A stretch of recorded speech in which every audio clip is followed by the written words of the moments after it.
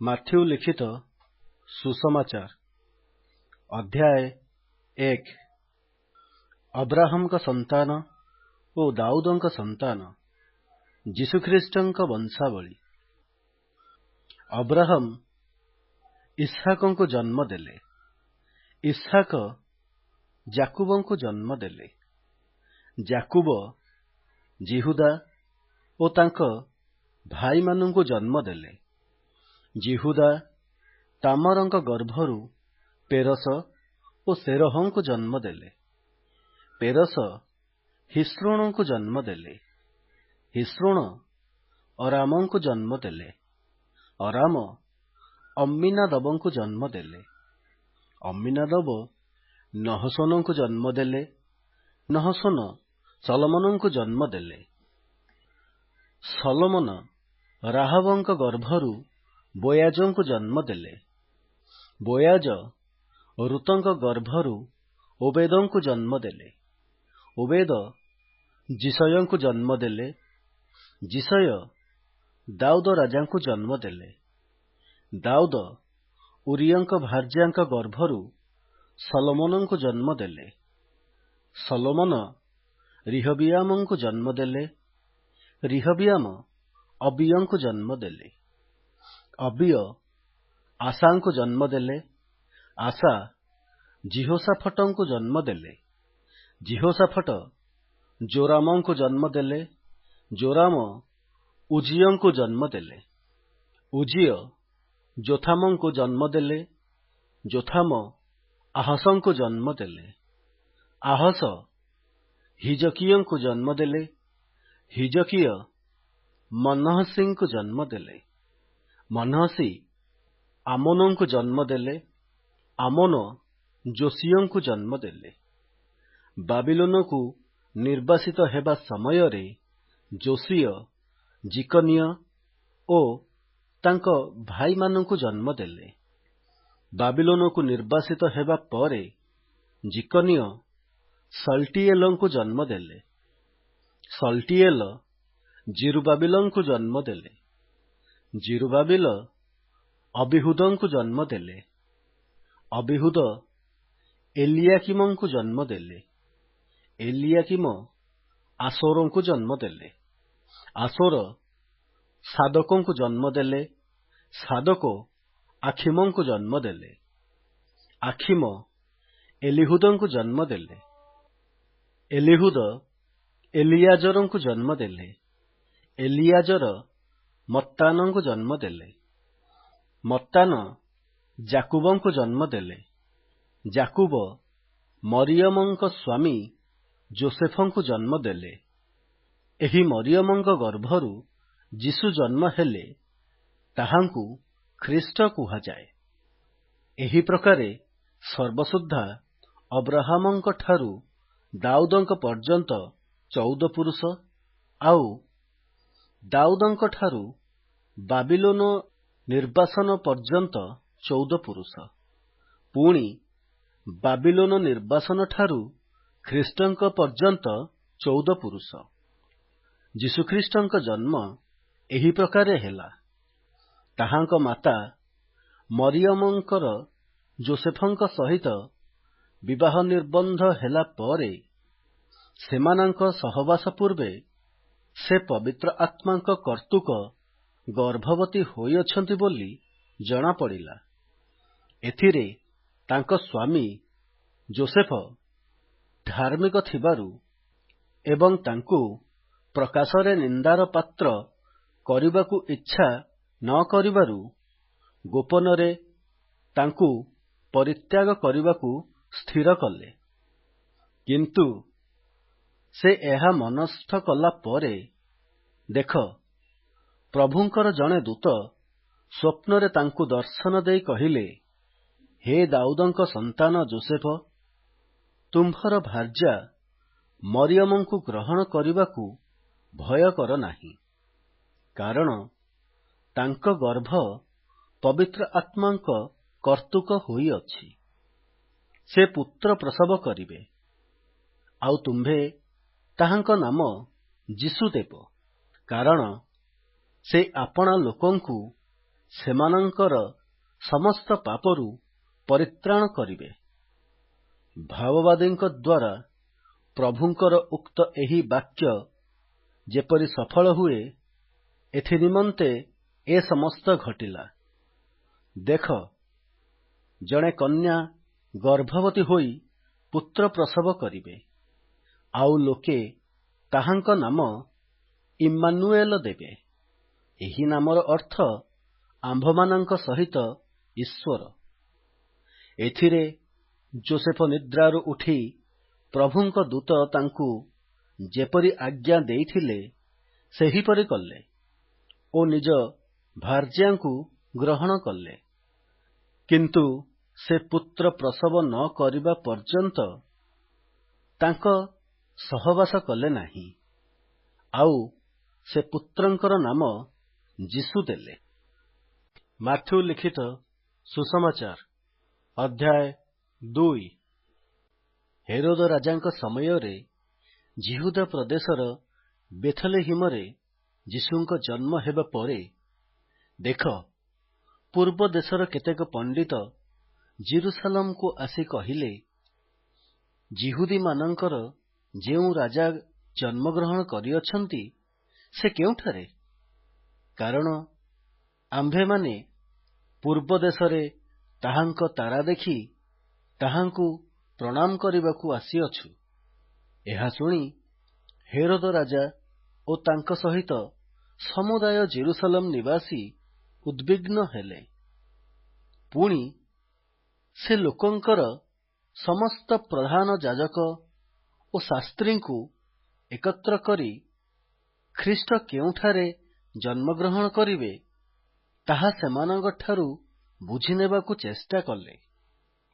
ସେମାନେ ତାଙ୍କୁ କହିଲେ, ଯିହୁଦା ପ୍ରଦେଶର ବେଥଲେହେମରେ, କାରଣ ଭାବବାଦୀମାନଙ୍କ ଦ୍ୱାରା ଏହିପରି ଲେଖା ଅଛି, ଆଉ ଗୋ ଯିହୁଦାଙ୍କ ପ୍ରଦେଶର ବେଥଲେହେମ, ତୁ ଯିହୁଦାର ପ୍ରଧାନ ନଗରସମୂହ ମଧ୍ୟରେ କୌଣସି ପ୍ରକାରେ କ୍ଷୁଦ୍ରତମ ନୋହୁ। କାରଣ ଯେ ଆମ୍ଭର ଇସ୍ରାଏଲ ଲୋକଙ୍କୁ ପ୍ରତିପାଳନ କରିବେ, ଏପରି ଜଣେ ଶାସନକର୍ତ୍ତା ତୋଠାରୁ ଉତ୍ପନ୍ନ ହେବେ। ତାହାପରେ ହେରୋଦ ପଣ୍ଡିତମାନଙ୍କୁ ଗୋପନରେ ଡାକି ସେହି ତାରା କେଉଁ ସମୟରେ ଦେଖାଗଲା, ଏହା ସେମାନଙ୍କଠାରୁ ସୂକ୍ଷ୍ମ ରୂପେ ବୁଝିନେଲେ।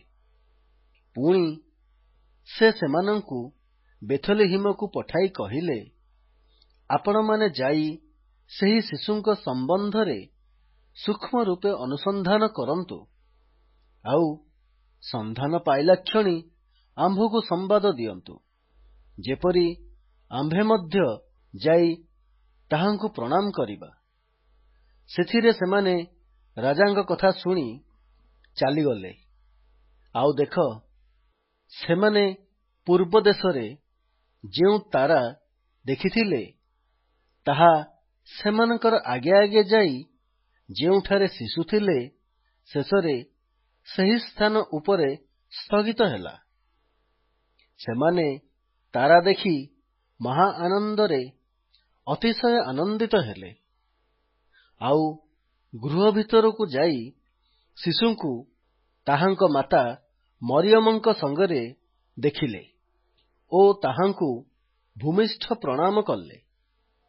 ପୁଣି ଆପଣା ଆପଣା ପେଡ଼ି ଫିଟାଇ ସୁନା, କୁନ୍ଦୁରୁ ଓ ଗନ୍ଧରସ ତାହାଙ୍କୁ ଦର୍ଶନୀ ଦେଲେ।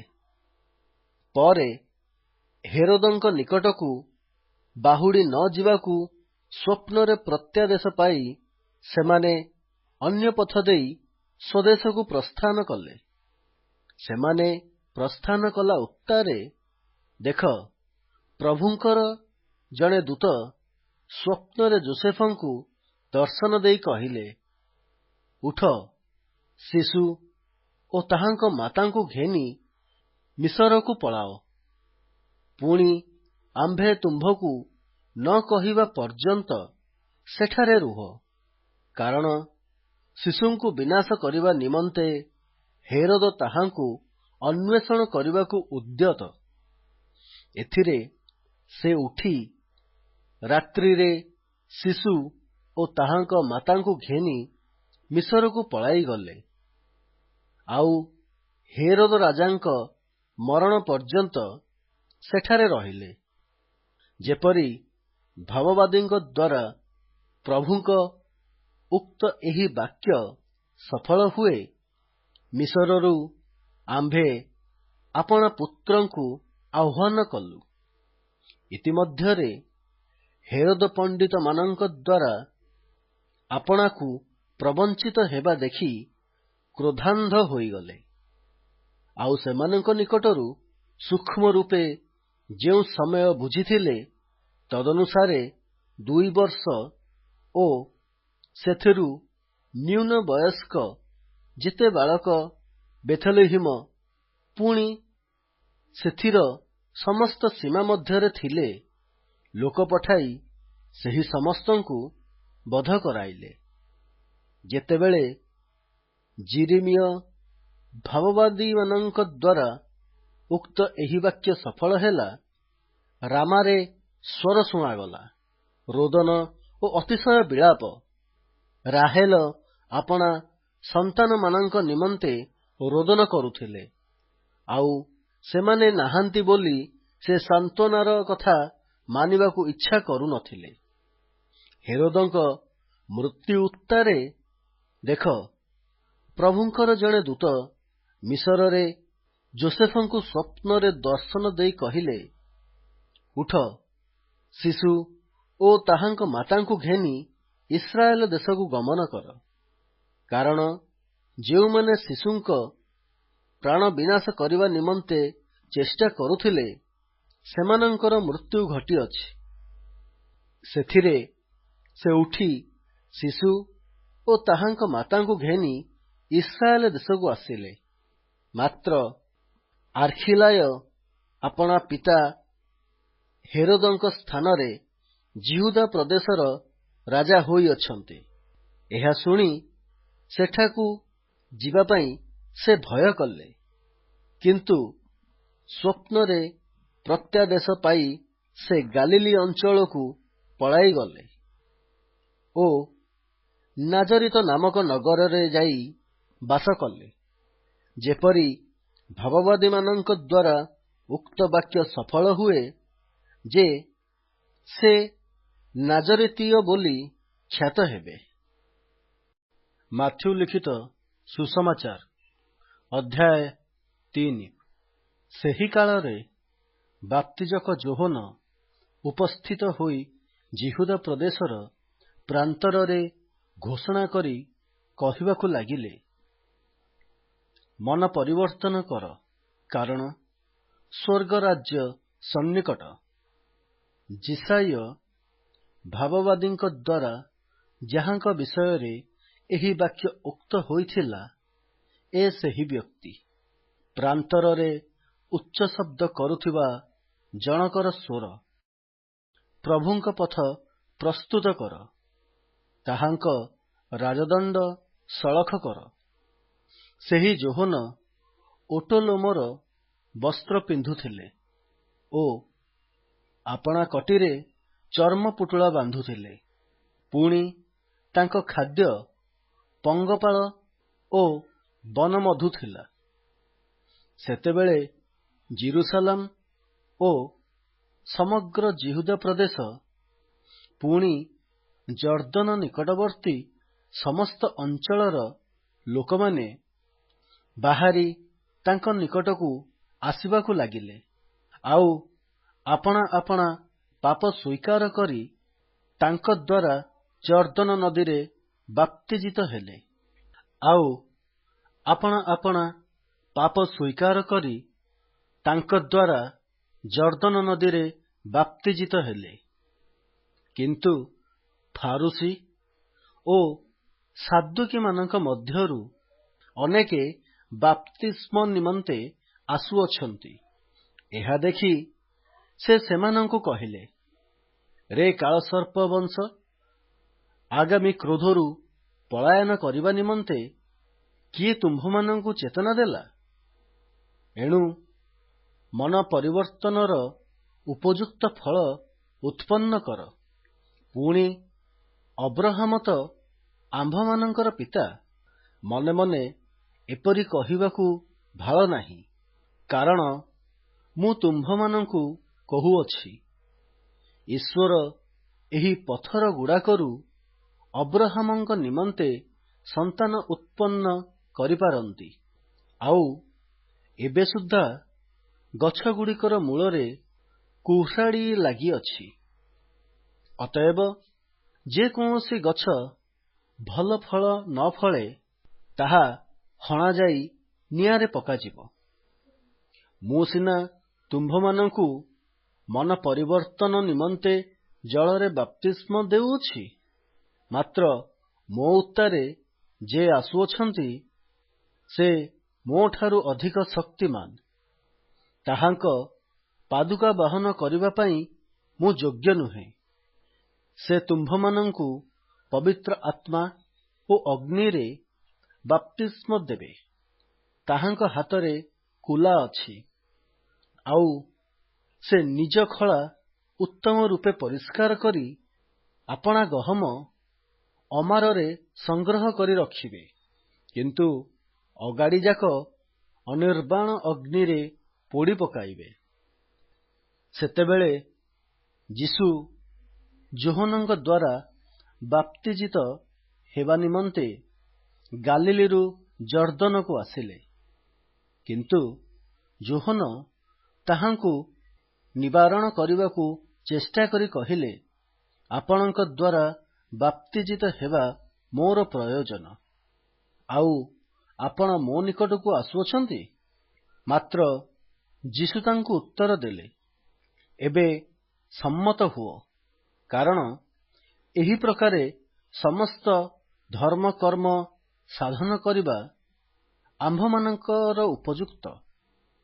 ସେଥିରେ ସେ ତାହାଙ୍କ କଥାରେ ସମ୍ମତ ହେଲେ। ଯୀଶୁ ବାପ୍ତିଜିତ ହେଲାକ୍ଷଣି ଜଳରୁ ଉଠି ଆସିଲେ। ଆଉ ଦେଖ, ଆକାଶ ଉନ୍ମୁକ୍ତ ହେଲା। ପୁଣି ସେ ଈଶ୍ୱରଙ୍କ ଆତ୍ମାକୁ କପୋତ ପରି ଅବତରଣ କରି ଆପଣା ଉପରକୁ ଆସିବା ଦେଖିଲେ।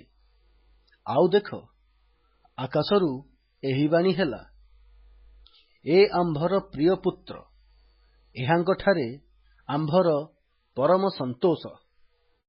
ମାଥ୍ୟୁ ଲିଖିତ ସୁସମାଚାର ଅଧ୍ୟାୟ 4। ସେତେବେଳେ ଯୀଶୁ ଶୈତାନ ଦ୍ୱାରା ପରୀକ୍ଷିତ ହେବା ନିମନ୍ତେ ଆତ୍ମାଙ୍କ କର୍ତ୍ତୃକ ପ୍ରାନ୍ତରକୁ ନୀତ ହେଲେ। ପୁଣି 40 ଦିନ ଓ 40 ରାତ୍ରି ଉପବାସ କରି ଶେଷରେ କ୍ଷୁଧିତ ହେଲେ। ଆଉ ପରୀକ୍ଷକ ତାହାଙ୍କ ନିକଟକୁ ଆସି କହିଲା, ତୁମ୍ଭେ ଯେବେ ଈଶ୍ୱରଙ୍କ ପୁତ୍ର, ତେବେ ଏହି ପଥରଗୁଡାକ ରୋଟି ହେବା ପାଇଁ ଆଜ୍ଞା ଦିଅ। କିନ୍ତୁ ସେ ଉତ୍ତର ଦେଲେ, ଲେଖା ଅଛି, ମନୁଷ୍ୟ କେବଳ ରୋଟିରେ ବଞ୍ଚିତ ନାହିଁ, ମାତ୍ର ଈଶ୍ୱରଙ୍କ ମୁଖରୁ ନିର୍ଗତ ପ୍ରତ୍ୟେକ ବାକ୍ୟରେ ବଞ୍ଚିବ। ତହିଁ ଉତ୍ତାରେ ଶୈତାନ ତାହାଙ୍କୁ ପୁଣ୍ୟ ନଗରୀକୁ ଘେନିଯାଇ ମନ୍ଦିରର ଛାତ ଉପରେ ଠିଆ କରାଇ ତାହାଙ୍କୁ କହିଲା, ତୁମ୍ଭେ ଯେବେ ଈଶ୍ୱରଙ୍କ ପୁତ୍ର, ତେବେ ତଳକୁ ଡେଇଁପଡ଼, କାରଣ ଲେଖା ଅଛି, ସେ ଆପଣା ଦୂତମାନଙ୍କୁ ତୁମ୍ଭ ବିଷୟରେ ଆଜ୍ଞା ଦେବେ, ଆଉ କାଳେ ତୁମ୍ଭ ପାଦ ପଥରରେ ବାଜିବ, ଏଥିପାଇଁ ସେମାନେ ତୁମ୍ଭକୁ ହସ୍ତରେ ତୋଳି ଧରିବେ। ଯୀଶୁ ତାହାକୁ କହିଲେ, ଆହୁରି ଲେଖା ଅଛି, ତୁମ୍ଭେ ପ୍ରଭୁ ଆପଣା ଈଶ୍ୱରଙ୍କୁ ପରୀକ୍ଷା କରିବ ନାହିଁ। ପୁନଶ୍ଚ ଶୈତାନ ତାହାଙ୍କୁ ଗୋଟିଏ ଅତି ଉଚ୍ଚ ପର୍ବତ ଉପରକୁ ଘେନିଯାଇ ଜଗତର ସମସ୍ତ ରାଜ୍ୟ ଓ ସେସବୁର ଐଶ୍ୱର୍ଯ୍ୟ ଦେଖାଇ କହିଲା, ତୁମ୍ଭେ ଯେବେ ଆମ୍ଭକୁ ଭୂମିଷ୍ଠ ପ୍ରଣାମ କରିବ, ତେବେ ଆମ୍ଭେ ଏ ସମସ୍ତ ତୁମ୍ଭକୁ ଦେବା। ତହିଁରେ ଯୀଶୁ ତାଙ୍କୁ କହିଲେ, ଦୂରଃ ଶୈତାନ, କାରଣ ଲେଖା ଅଛି, ତୁମ୍ଭେ ପ୍ରଭୁ ଆପଣା ଈଶ୍ୱରଙ୍କୁ ପ୍ରଣାମ କରିବ, ପୁଣି କେବଳ ତାହାଙ୍କର ଉପାସନା କରିବ। ଏଥିରେ ଶୈତାନ ତାହାଙ୍କୁ ଛାଡ଼ି ଚାଲିଗଲା। ଆଉ ଦେଖ, ଦୂତମାନେ ଆସି ତାହାଙ୍କର ସେବା କରିବାକୁ ଲାଗିଲେ। ପରେ ଯୋହନ ଧରା ପଡ଼ିଲେଣି ବୋଲି ଶୁଣି ସେ ଅନ୍ତର ହୋଇ ଗାଲିଲିକି ପ୍ରସ୍ଥାନ କଲେ। ଆଉ ସେ ନାଜରିତ ପରିତ୍ୟାଗ କରି ସବୁଲୁନ ଓ ନପ୍ତାଲି ଅଞ୍ଚଳରେ ଥିବା ସମୁଦ୍ର କୂଳସ୍ଥିତ କଫର୍ଣ୍ଣାହୁମକୁ ଯାଇ ସେଠାରେ ବାସ କଲେ, ଯେପରି ଯିଶାୟ ଭାବବାଦୀଙ୍କ ଦ୍ୱାରା ଉକ୍ତ ଏହି ବାକ୍ୟ ସଫଳ ହୁଏ, ସବୁଲୁନ ଦେଶ ଓ ନପ୍ତାଲି ଦେଶ, ସମୁଦ୍ର ନିକଟବର୍ତ୍ତୀ ଓ ଜର୍ଦ୍ଦନର ଅପର ପାର୍ଶ୍ୱସ୍ଥ ବିଜାତିମାନଙ୍କର ଗାଲିଲି। ଅନ୍ଧକାରବାସୀ ଲୋକେ ମହା ଆଲୋକ ଦର୍ଶନ କଲେ, ଆଉ ମୃତ୍ୟୁର ଅଞ୍ଚଳ ଓ ଛାୟାରେ ଅବସ୍ଥିତ ଲୋକଙ୍କ ନିମନ୍ତେ ଆଲୋକ ଉଦିତ ହେଲା। ସେହି ସମୟଠାରୁ ଯୀଶୁ ଘୋଷଣା କରିବାକୁ ଆରମ୍ଭ କରି କହିବାକୁ ଲାଗିଲେ, ମନ ପରିବର୍ତ୍ତନ କର, କାରଣ ସ୍ୱର୍ଗରାଜ୍ୟ ସନ୍ନିକଟ। ସେ ଗାଲିଲି ସମୁଦ୍ର କୂଳରେ ଭ୍ରମଣ କରୁଥିବା ସମୟରେ ସିମୋନ, ଯାହାଙ୍କୁ ପିତର ବୋଲି କହନ୍ତି, ଆଉ ତାଙ୍କ ଭାଇ ଆନ୍ଦ୍ରିୟ, ଏହି ଦୁଇ ଭାଇଙ୍କି ସମୁଦ୍ରରେ ଭଉଁରୀ ଜାଲ ପକାଉଥିବା ଦେଖିଲେ, କାରଣ ସେମାନେ ମତ୍ସ୍ୟଜୀବୀ ଥିଲେ। ସେ ସେମାନଙ୍କୁ କହିଲେ, ମୋହର ଅନୁଗମନ କର, ମୁଁ ତୁମ୍ଭମାନଙ୍କୁ ମନୁଷ୍ୟ ଧରିବା ଶିଖାଇବି। ସେଥିରେ ସେମାନେ ସେହିକ୍ଷଣି ଜାଲ ଛାଡ଼ି ତାହାଙ୍କର ଅନୁଗମନ କଲେ। ପୁଣି ସେ ସେଠାରୁ ଆଗକୁ ଯାଇ ଜେବଦୀଙ୍କ ପୁତ୍ର ଯାକୁବ ଓ ତାଙ୍କ ଭାଇ ଯୋହନ ନାମକ ଆଉ ଦୁଇ ଭାଇଙ୍କି ସେମାନଙ୍କ ପିତା ଜେବଦୀଙ୍କ ସହିତ ନୌକାରେ ଜାଲ ସଜାଡୁଥିବା ଦେଖି ସେମାନଙ୍କୁ ଡାକିଲେ। ସେଥିରେ ସେମାନେ ସେହିକ୍ଷଣି ନୌକା ଓ ସେମାନଙ୍କର ପିତାଙ୍କୁ ଛାଡ଼ି ତାହାଙ୍କର ଅନୁଗମନ କଲେ।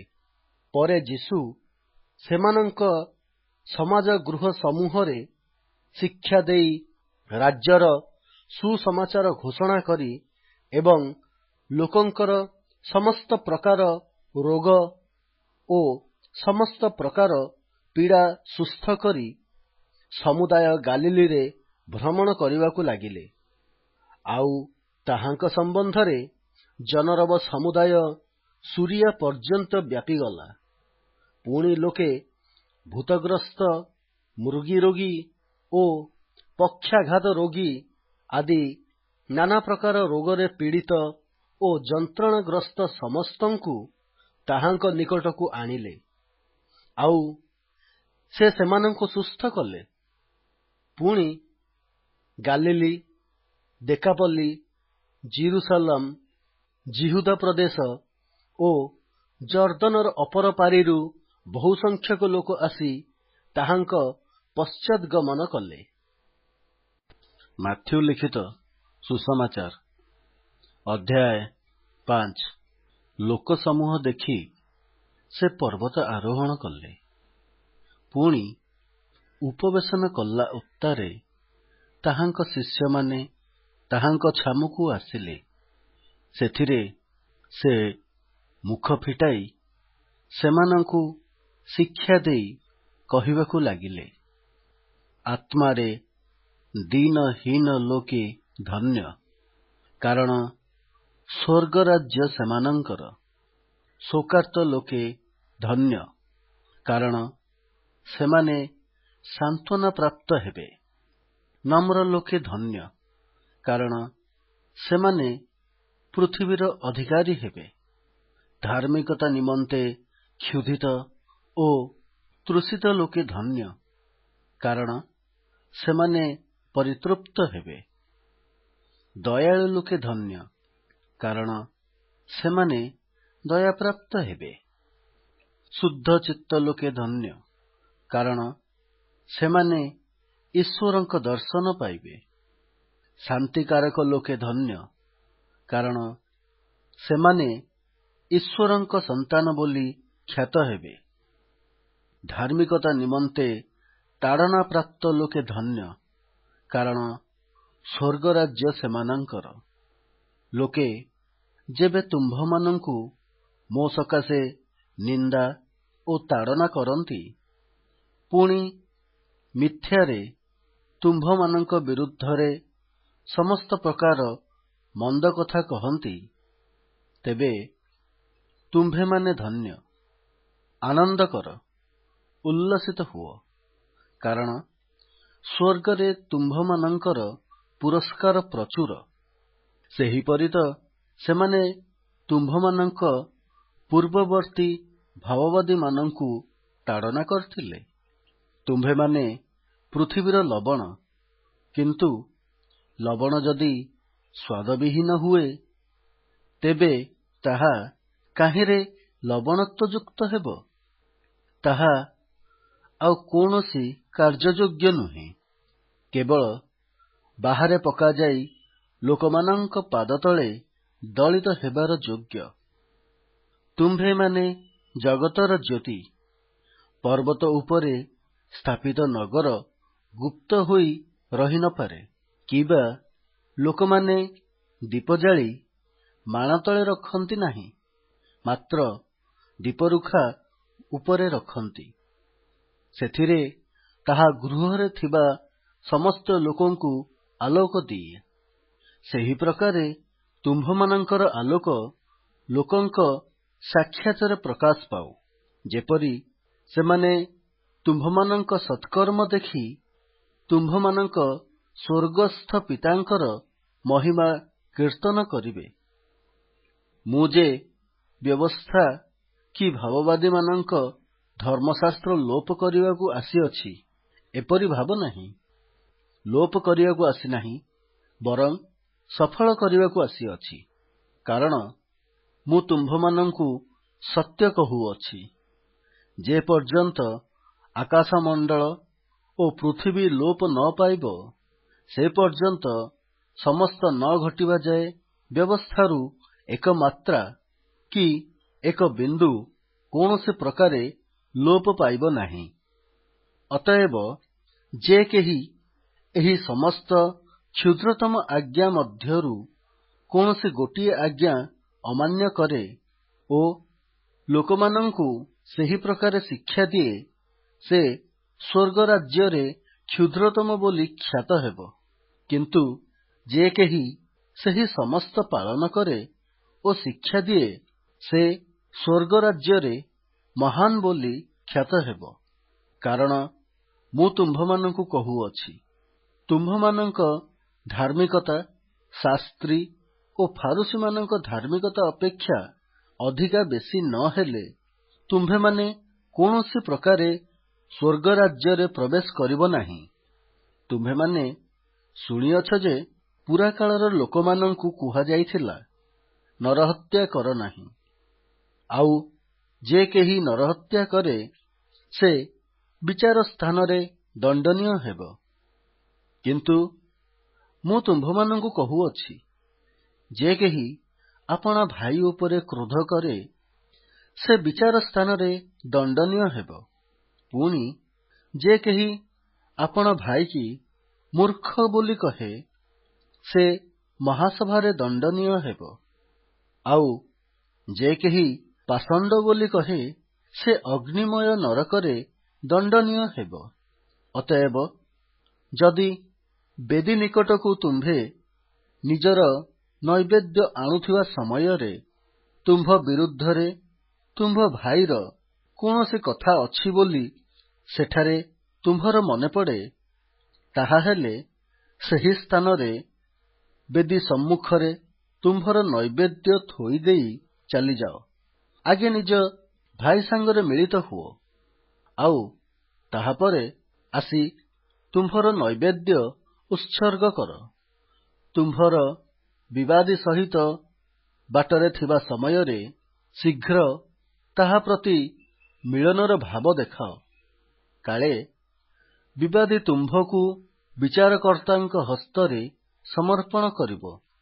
ପୁଣି ବିଚାରକର୍ତ୍ତା ତୁମ୍ଭକୁ ପଦାତିକ ହସ୍ତରେ ସମର୍ପଣ କରିବେ, ଆଉ ତୁମ୍ଭେ କାରାଗାରରେ ନିକ୍ଷିପ୍ତ ହେବ। ମୁଁ ତୁମ୍ଭକୁ ସତ୍ୟ କହୁଅଛି, ତୁମ୍ଭେ ଶେଷ ପାହୁଲାଟି ନ ଶୁଝିବା ପର୍ଯ୍ୟନ୍ତ ସେ ସ୍ଥାନରୁ କୌଣସି ପ୍ରକାରେ ବାହାରି ଆସିପାରିବ ନାହିଁ। ତୁମ୍ଭେମାନେ ଶୁଣିଅଛ, ଉକ୍ତ ଅଛି, ବ୍ୟଭିଚାର କର ନାହିଁ। କିନ୍ତୁ ମୁଁ ତୁମ୍ଭମାନଙ୍କୁ କହୁଅଛି, ଯେ କେହି କୌଣସି ସ୍ତ୍ରୀ ପ୍ରତି କାମ ଭାବରେ ଦୃଷ୍ଟିପାତ କରେ, ସେ ତାହା ସଙ୍ଗରେ ମନେ ମନେ ବ୍ୟଭିଚାର କଲାଣି। ଆଉ ତୁମ୍ଭ ଦକ୍ଷିଣ ଚକ୍ଷୁ ଯେବେ ତୁମ୍ଭର ବିଘ୍ନର କାରଣ ହୁଏ, ତେବେ ତାହା ଉପାଡ଼ି ଫୋପାଡ଼ି ଦିଅ। କାରଣ ତୁମ୍ଭର ସମସ୍ତ ଶରୀର ନରକରେ ନିକ୍ଷିପ୍ତ ହେବା ଅପେକ୍ଷା ଗୋଟିଏ ଅଙ୍ଗ ନଷ୍ଟ ହେବା ତୁମ୍ଭ ପକ୍ଷରେ ଲାଭଜନକ। ପୁଣି ତୁମ୍ଭର ଦକ୍ଷିଣ ହସ୍ତ ଯେବେ ତୁମ୍ଭର ବିଘ୍ନର କାରଣ ହୁଏ, ତେବେ ତାହା କାଟି ଫୋପାଡ଼ି ଦିଅ। କାରଣ ତୁମ୍ଭର ସମସ୍ତ ଶରୀର ନରକରେ ପଡ଼ିବା ଅପେକ୍ଷା ଗୋଟିଏ ଅଙ୍ଗ ନଷ୍ଟ ହେବା ତୁମ୍ଭ ପକ୍ଷରେ ଲାଭଜନକ।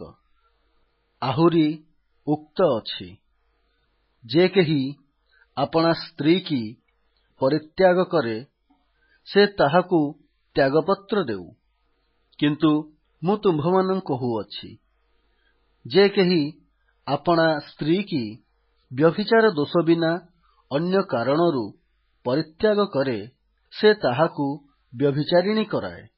ଆଉ ଯେ କେହି ପରିତ୍ୟକ୍ତା ସ୍ତ୍ରୀକି ବିବାହ କରେ, ସେ ବ୍ୟଭିଚାର କରେ। ପୁନଶ୍ଚ ତୁମ୍ଭେମାନେ ଶୁଣିଅଛ ଯେ ପୁରା କାଳର ଲୋକମାନଙ୍କୁ କୁହାଯାଇଥିଲା, ତୁମ୍ଭେ ମିଥ୍ୟା ଶପଥ କର ନାହିଁ, ମାତ୍ର ଆପଣା ଶପଥ ସବୁ ପ୍ରଭୁଙ୍କ ଉଦ୍ଦେଶ୍ୟରେ ପାଳନ କରିବ। କିନ୍ତୁ ମୁଁ ତୁମ୍ଭମାନଙ୍କୁ କହୁଅଛି, ଆଦୌ ଶପଥ କର ନାହିଁ। ସ୍ୱର୍ଗର ଶପଥ କର ନାହିଁ, କାରଣ ତାହା ଈଶ୍ୱରଙ୍କ ସିଂହାସନ, କିମ୍ବା ପୃଥିବୀର ଶପଥ କର ନାହିଁ, କାରଣ ତାହା ତାହାଙ୍କର ପାଦପୀଠ। ଜେରୁସାଲେମର ଶପଥ କର ନାହିଁ, କାରଣ ତାହା ମହାରାଜାଙ୍କ ନଗରୀ। ଅବା ଆପଣା ମସ୍ତକର ଶପଥ କର ନାହିଁ, କାରଣ ତାହାର ଗୋଟିଏ କେଶ ଧଳା ବା କଳା କରିବାକୁ ତୁମ୍ଭର ଶକ୍ତି ନାହିଁ। କିନ୍ତୁ ତୁମ୍ଭମାନଙ୍କ ହଁ କଥା ହଁ ହେଉ, ନା କଥା ନା ହେଉ, ଏଥିରୁ ଯାହା ଅଧିକ ତାହା ମନ୍ଦରୁ ଜନ୍ମେ। ତୁମ୍ଭେମାନେ ଶୁଣିଅଛ, ଉକ୍ତ ଅଛି, ଚକ୍ଷୁର ପରିବର୍ତ୍ତେ ଚକ୍ଷୁ ଓ ଦନ୍ତର ପରିବର୍ତ୍ତେ ଦନ୍ତ। କିନ୍ତୁ ମୁଁ ତୁମ୍ଭମାନଙ୍କୁ କହୁଅଛି, ଦୁଷ୍ଟର ପ୍ରତିରୋଧ କର ନାହିଁ। ମାତ୍ର ଯେ କେହି ତୁମ୍ଭର ଡାହାଣ ଗାଲରେ ଚାପୁଡ଼ା ମାରେ, ତାହାକୁ ଅନ୍ୟ ଗାଲ ମଧ୍ୟ ଦେଖାଇଦିଅ। ଆଉ କେହି ଯଦି ତୁମ୍ଭ ସହିତ ବିଚାର ସ୍ଥାନରେ ବିବାଦ କରି ତୁମ୍ଭର ଅଙ୍ଗରଖା ନେବାକୁ ଇଚ୍ଛା କରେ, ତାହାକୁ ଚାଦର ମଧ୍ୟ ଦେଇଦିଅ। ପୁଣି ଯେ କେହି ତୁମ୍ଭକୁ କୋଶେ ଯିବା ପାଇଁ ବାଧ୍ୟ କରେ, ତାହା ସାଙ୍ଗରେ 2 କୋଶ ଯାଅ। ଯେ ତୁମ୍ଭକୁ ମାଗେ, ତାହାକୁ ଦିଅ। ପୁଣି ଯେ ତୁମ୍ଭଠାରୁ ଋଣ ନେବାକୁ ଇଚ୍ଛା କରେ, ତାହା ପ୍ରତି ବିମୁଖ ହୁଅ ନାହିଁ।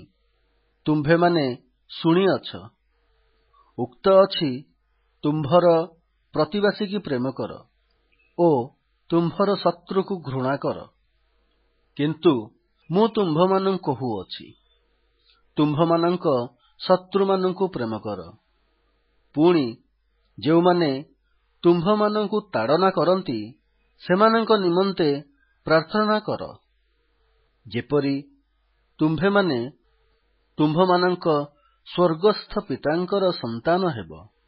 ସେ ତ ଦୁଷ୍ଟ ଓ ସନ୍ଥ ଉଭୟଙ୍କ ଉପରେ ଆପଣା ସୂର୍ଯ୍ୟ ଉଦୟ କରାନ୍ତି, ପୁଣି ଧାର୍ମିକ ଓ ଅଧାର୍ମିକମାନଙ୍କ ଉପରେ ବୃଷ୍ଟି ବର୍ଷାନ୍ତି।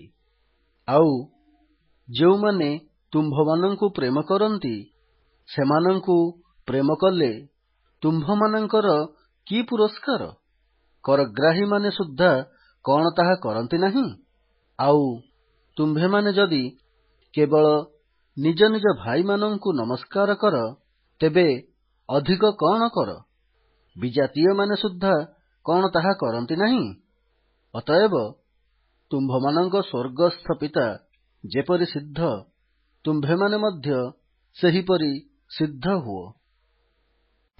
ମାଥ୍ୟୁ ଲିଖିତ ସୁସମାଚାର ଅଧ୍ୟାୟ 6। ଲୋକ ଦେଖାଇବା ପାଇଁ ସେମାନଙ୍କ ସାକ୍ଷାତରେ ଯେପରି ଧର୍ମକର୍ମ ନ କର, ଏଥିପାଇଁ ତୁମ୍ଭେମାନେ ସାବଧାନ ହୋଇଥାଅ।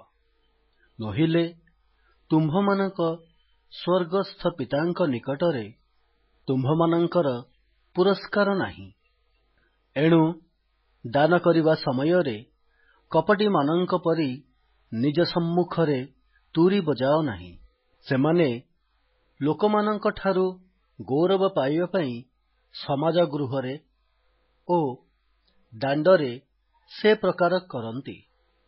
ମୁଁ ତୁମ୍ଭମାନଙ୍କୁ ସତ୍ୟ କହୁଅଛି, ସେମାନେ ଆପଣା ଆପଣା ପୁରସ୍କାର ପାଇଅଛନ୍ତି। କିନ୍ତୁ ତୁମ୍ଭେ ଦାନ କରିବା ସମୟରେ ତୁମ୍ଭର ଦକ୍ଷିଣ ହସ୍ତ କଣ କରୁଅଛି, ତାହା ତୁମ୍ଭର ବାମ ହସ୍ତ ନ ଜାଣୁ, ଯେପରି ତୁମ୍ଭର ଦାନ ଗୋପନରେ ହେବ, ଆଉ ତୁମ୍ଭର ପିତା ଯେ ଗୋପନରେ ଦେଖନ୍ତି, ସେ ତୁମ୍ଭକୁ ଫଳ ଦେବେ। ପ୍ରାର୍ଥନା କରିବା ସମୟରେ କପଟୀମାନଙ୍କ ପରି ହୁଅ ନାହିଁ, କାରଣ ସେମାନେ ଲୋକ ଦେଖାଇବା ପାଇଁ ସମାଜ ଗୃହ ଓ ଛ କୋଣରେ ଠିଆ ହୋଇ ପ୍ରାର୍ଥନା କରିବାକୁ ଭଲ ପାଆନ୍ତି। ମୁଁ ତୁମ୍ଭମାନଙ୍କୁ ସତ୍ୟ କହୁଅଛି, ସେମାନେ ଆପଣା ଆପଣା ପୁରସ୍କାର ପାଇଅଛନ୍ତି। କିନ୍ତୁ ତୁମ୍ଭେ ପ୍ରାର୍ଥନା କରିବା ସମୟରେ ତୁମ୍ଭର ଗୁପ୍ତ କୋଠରୀରେ ପ୍ରବେଶ କର, ପୁଣି ତୁମ୍ଭର ଦ୍ୱାର ରୁଦ୍ଧ କରି ଗୋପନରେ ଥିବା ତୁମ୍ଭ ପିତାଙ୍କ ଛାମୁରେ ପ୍ରାର୍ଥନା କର। ଆଉ ତୁମ୍ଭର ପିତା ଯେ ଗୋପନରେ ଦେଖନ୍ତି, ସେ ତୁମ୍ଭକୁ ଫଳ ଦେବେ। ପୁଣି ପ୍ରାର୍ଥନା କରିବା ସମୟରେ ବିଜାତୀୟମାନଙ୍କ ପରି ଅନର୍ଥକ ପୁନରୁକ୍ତି କର ନାହିଁ, କାରଣ ସେମାନେ ବହୁତ କଥା କହିବାରୁ ସେମାନଙ୍କ ପ୍ରାର୍ଥନା ଶୁଣାଯିବ ବୋଲି ମନେ କରନ୍ତି। ଏଣୁ ସେମାନଙ୍କ ପରି ହୁଅ ନାହିଁ, କାରଣ ତୁମ୍ଭମାନଙ୍କର କଣ ପ୍ରୟୋଜନ ମାଗିବା ପୂର୍ବରୁ ତୁମ୍ଭମାନଙ୍କର ପିତା ଈଶ୍ୱର ତାହା ଜାଣନ୍ତି। ଅତଏବ ତୁମ୍ଭେମାନେ ଏହି ପ୍ରକାରେ ପ୍ରାର୍ଥନା କର। ତୁମ୍ଭ ନାମ ପବିତ୍ର ବୋଲି ମାନ୍ୟ ହେଉ। ତୁମ୍ଭର ରାଜ୍ୟ ଆସୁ, ଯେପରି ସ୍ୱର୍ଗରେ ସେପରି ପୃଥିବୀରେ ତୁମ୍ଭର ଇଚ୍ଛା ସଫଳ ହେଉ। ଆଜି ଆମ୍ଭମାନଙ୍କୁ ପ୍ରୟୋଜନୀୟ ଆହାର ଦିଅ। ଆମ୍ଭେମାନେ ଯେପରି ଆପଣା ଆପଣା ଅପରାଧୀମାନଙ୍କୁ କ୍ଷମା କରିଅଛୁ, ସେପରି ଆମ୍ଭମାନଙ୍କ ଅପରାଧ ସବୁ କ୍ଷମା କର। ପରୀକ୍ଷାରେ ଆମ୍ଭମାନଙ୍କୁ ଆଣ ନାହିଁ, ମାତ୍ର ମନ୍ଦରୁ ରକ୍ଷା କର। କାରଣ ଯେବେ ଲୋକମାନଙ୍କର ଅପରାଧ ସବୁ କ୍ଷମା କର, ତେବେ ତୁମ୍ଭମାନଙ୍କ ସ୍ୱର୍ଗସ୍ଥ ପିତା ତୁମ୍ଭମାନଙ୍କୁ ମଧ୍ୟ କ୍ଷମା କରିବେ। କିନ୍ତୁ ଯେବେ ଲୋକମାନଙ୍କୁ କ୍ଷମା ନ କର, ତେବେ ତୁମ୍ଭମାନଙ୍କ ପିତା ମଧ୍ୟ ତୁମ୍ଭମାନଙ୍କ ଅପରାଧ ସବୁ କ୍ଷମା କରିବେ ନାହିଁ। ଉପବାସ କରିବା ସମୟରେ କପଟୀମାନଙ୍କ ପରି ବିଷର୍ଣ୍ଣ ବଦନ ହୁଅ ନାହିଁ, କାରଣ ସେମାନେ ଉପବାସ କରୁଅଛନ୍ତି ବୋଲି ଲୋକଙ୍କ ସାକ୍ଷାତରେ ଦେଖାଯିବା ନିମନ୍ତେ ଆପଣ ଆପଣା ମୁଖ ମଳିନ କରନ୍ତି। ମୁଁ ତୁମ୍ଭମାନଙ୍କୁ ସତ୍ୟ କହୁଅଛି, ସେମାନେ ଆପଣା ଆପଣା ପୁରସ୍କାର ପାଇଅଛନ୍ତି। କିନ୍ତୁ ତୁମ୍ଭେ ଉପବାସ କରିବା ସମୟରେ ତୁମ୍ଭ ମସ୍ତକରେ ତୈଳ ଲଗାଅ ଓ ମୁଖ ପ୍ରକ୍ଷାଳନ କର, ଯେପରି ତୁମ୍ଭେ ଉପବାସ କରୁଅଛ ବୋଲି ଲୋକଙ୍କ ସାକ୍ଷାତରେ ଦେଖା ନ ଯାଇ ବରଂ ଗୋପନରେ ଥିବା ତୁମ୍ଭ ପିତାଙ୍କ ସାକ୍ଷାତରେ ଦେଖାଯିବ। ଆଉ ତୁମ୍ଭର ପିତା ଯେ ଗୋପନରେ ଦେଖନ୍ତି, ସେ ତୁମ୍ଭକୁ ଫଳ ଦେବେ। ଯେଉଁଠାରେ କୀଟ ଓ କଳଙ୍କ କ୍ଷୟ କରେ, ପୁଣି ଚୋରମାନେ ସିନ୍ଧି କାଟି ଚୋରି କରନ୍ତି, ଏପରି ପୃଥିବୀରେ ଆପଣା ଆପଣା ନିମନ୍ତେ ଧନ ସଞ୍ଚୟ କର ନାହିଁ। ମାତ୍ର ଯେଉଁଠାରେ କୀଟ ଓ କଳଙ୍କ କ୍ଷୟ ନ କରେ ଏବଂ ଚୋରମାନେ ସିନ୍ଧି କାଟି ଚୋରି ନ କରନ୍ତି, ଏପରି ସ୍ୱର୍ଗରେ ଆପଣା ଆପଣା ନିମନ୍ତେ ଧନ ସଞ୍ଚୟ କର। କାରଣ ଯେଉଁଠାରେ ତୁମ୍ଭର ଧନ, ସେହିଠାରେ ମଧ୍ୟ ତୁମ୍ଭର ମନ। ଚକ୍ଷୁ ଶରୀରର ପ୍ରଦୀପ। ଏଣୁ ତୁମ୍ଭର ଚକ୍ଷୁ ଯେବେ ନିର୍ମଳ ଥାଏ, ତେବେ ତୁମ୍ଭର ସମସ୍ତ ଶରୀର ଆଲୋକମୟ ହେବ। କିନ୍ତୁ ତୁମ୍ଭର ଚକ୍ଷୁ ଯେବେ ଦୂଷିତ ଥାଏ, ତେବେ ତୁମ୍ଭର ସମସ୍ତ ଶରୀର ଅନ୍ଧକାରମୟ ହେବ। ଅତଏବ ତୁମ୍ଭ ଅନ୍ତରସ୍ଥ ଜ୍ୟୋତି ଯେବେ ଅନ୍ଧକାର ହୁଏ, ତେବେ ସେହି ଅନ୍ଧାର କେଡ଼େ ଘୋରତର। କୌଣସି ଲୋକ ଦୁଇ ପ୍ରଭୁଙ୍କର ଦାସ ହୋଇପାରେ ନାହିଁ, କାରଣ ସେ ଜଣଙ୍କୁ ଘୃଣା କରିବ ଓ ଅନ୍ୟ ଜଣଙ୍କୁ ପ୍ରେମ କରିବ, ଅଥବା ଜଣଙ୍କ ପ୍ରତି ଅନୁରକ୍ତ ହେବ ଓ ଅନ୍ୟ ଜଣଙ୍କୁ ଅବଜ୍ଞା କରିବ। ତୁମ୍ଭେମାନେ ଈଶ୍ୱର ଓ ଧନ ଉଭୟର ଦାସ ହୋଇପାର ନାହିଁ।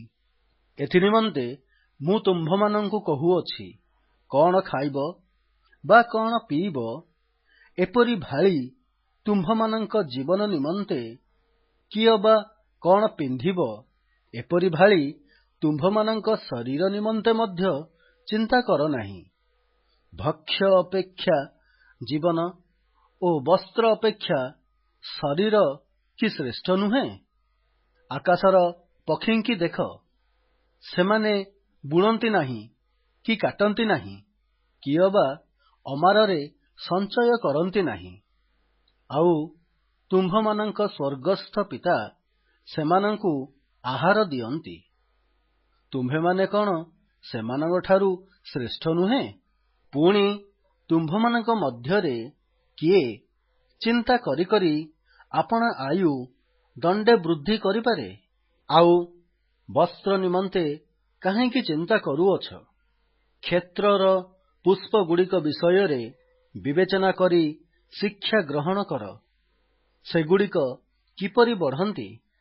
ସେସବୁ ପରିଶ୍ରମ କରନ୍ତି ନାହିଁ କିମ୍ବା ସୂତା କାଟନ୍ତି ନାହିଁ।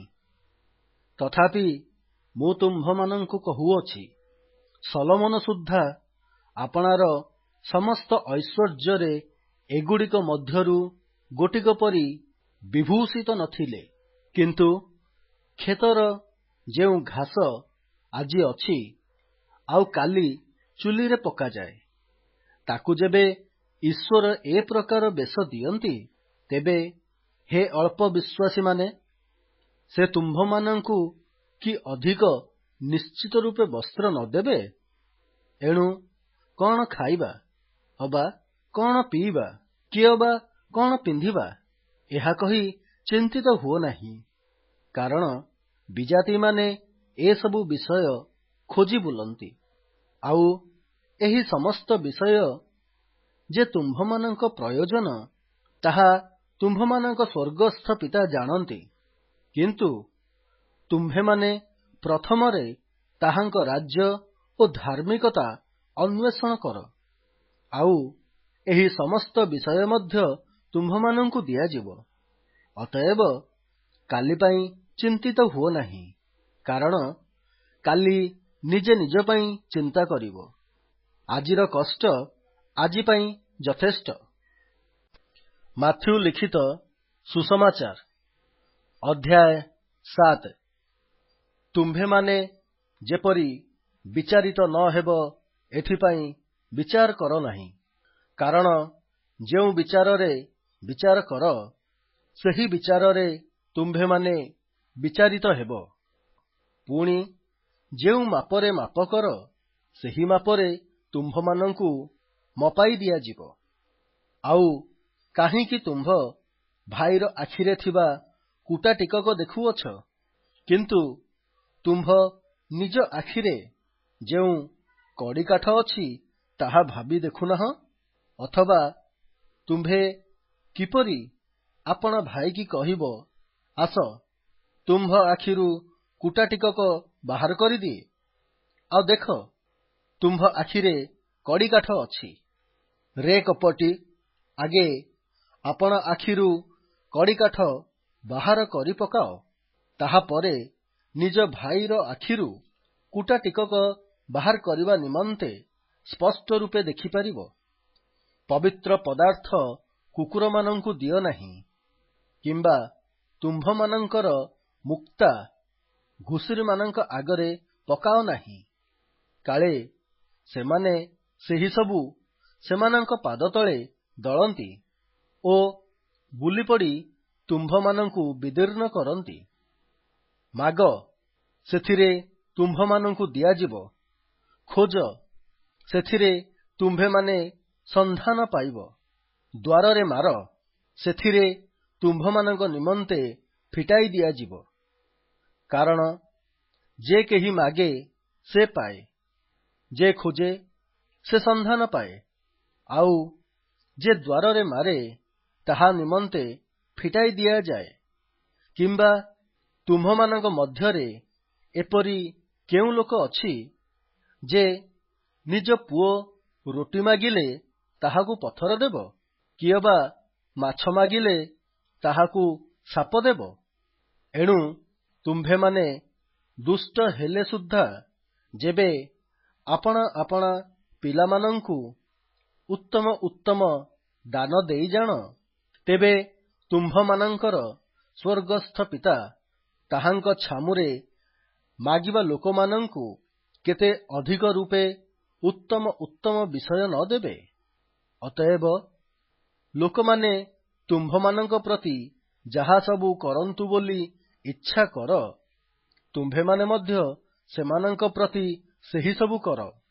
କାରଣ ଏହା ହିଁ ବ୍ୟବସ୍ଥା ଓ ଭାବବାଦୀମାନଙ୍କ ଧର୍ମଶାସ୍ତ୍ରର ସାର।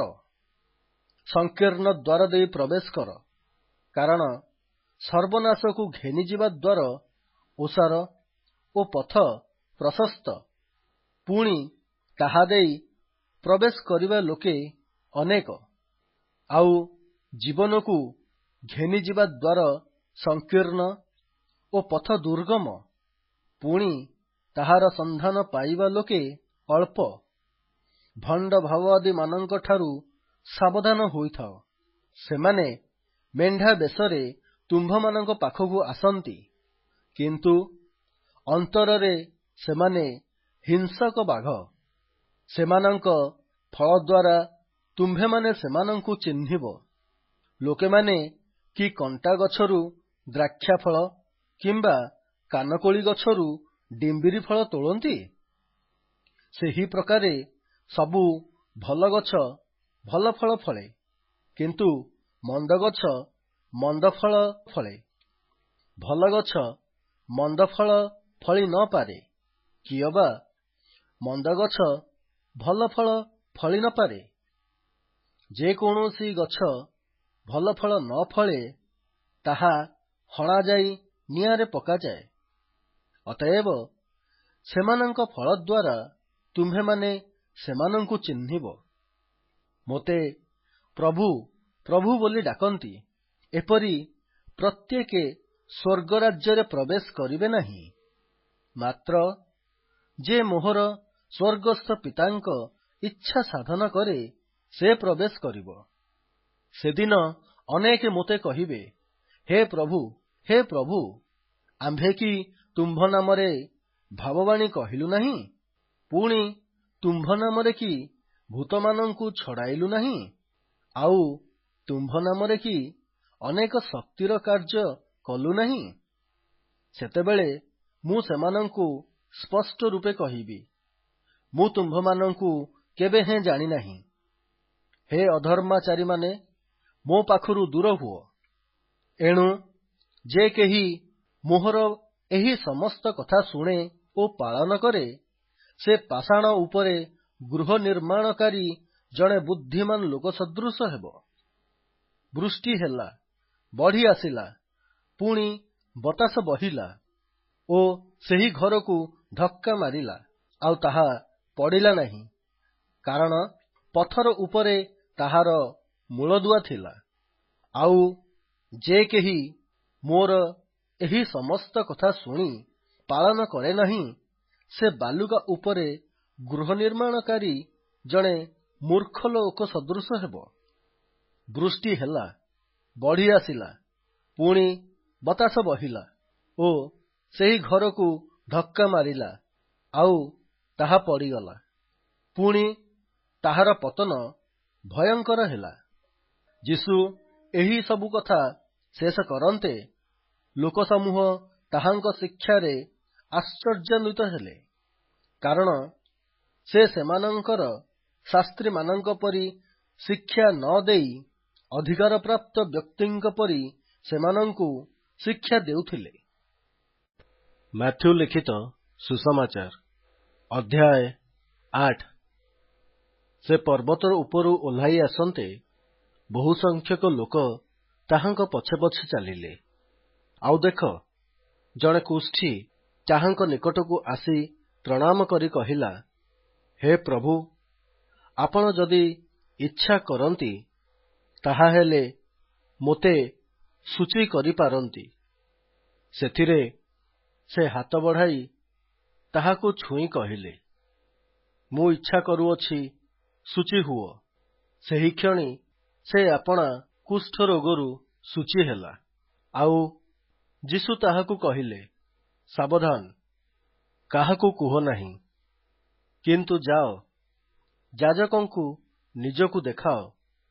ପୁଣି ମୋଶା ଯେଉଁ ନୈବେଦ୍ୟ ବିଷୟରେ ଆଦେଶ କରିଅଛନ୍ତି, ତାହା ସେମାନଙ୍କ ନିକଟରେ ସାକ୍ଷ୍ୟ ଦେବା ନିମନ୍ତେ ଉତ୍ସର୍ଗ କର।